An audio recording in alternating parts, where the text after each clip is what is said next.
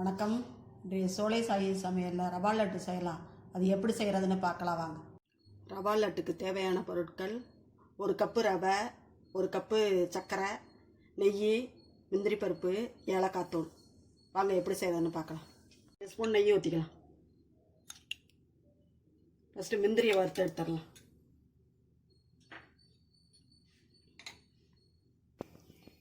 முந்திரியை போட்டுடலாம்.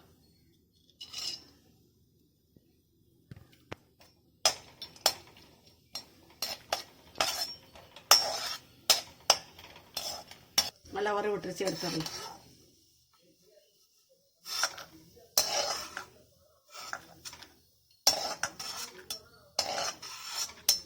இதிலே ரவையை போட்டு வறுத்தரலாம். எந்த கப்பில் அளக்கிறோமோ அதிலே கப்பில் தான் சர்க்கரையும். சிம்பிளே வச்சுதே வறுக்கணும், இல்லாட்டி கருகிரும்.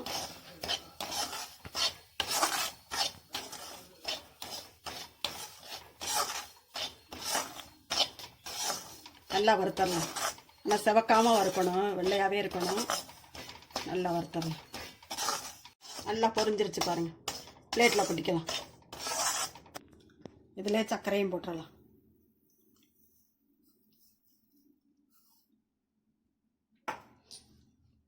முந்திரியையும் போட்டுடலாம்.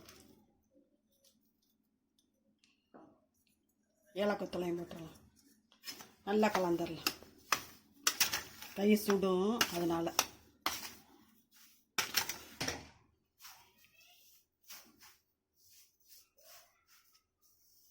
இது பாகெல்லாம் வைக்க போகிறதில்ல. சூடான பாலத்தையும் ஊற்றி உருட்ட போகிறோம். நல்லாயிருக்கும். 1 மாதம் வரையும் கூட நல்லாயிருக்கும். பாலை ஊற்றிடுவோம்.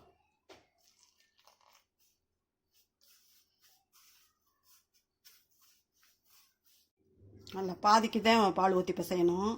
எல்லாம் ஆறி போயிடும் இல்லாட்டி.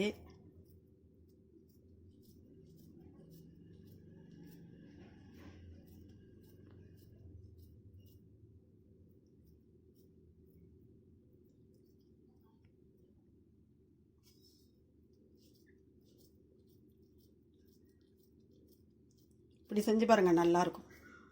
பால்லே நல்லா சர்க்கரையெல்லாம் உருகிடும் சூடான பாலில். இதே மாதிரி எல்லாத்தையும் உருட்டிடலாம். எல்லாம் உருட்டி முடிச்சிட்டோம். 1 கப்பு ரவைக்கு 3/4 கப்பு பால் சரியாக இருக்கும். ரவா லட்டு எப்படி இருக்குன்னு செஞ்சு பாருங்கள். எல்லாருமே செஞ்சிடலாம். ஈஸியாக பிள்ளைங்க கூட செஞ்சிடலாம். எப்படி இருக்குன்னு செஞ்சு பார்த்துட்டு கமெண்ட்ஸில் சொல்லுங்கள். பிடிச்சிருந்தால் லைக் பண்ணுங்கள், ஷேர் பண்ணுங்கள். சோலை சாயி சமையலுக்கு சப்ஸ்கிரைப் பண்ணுங்கள். நன்றி, வணக்கம். நாளைய வீடியோவில் பார்க்கலாம்.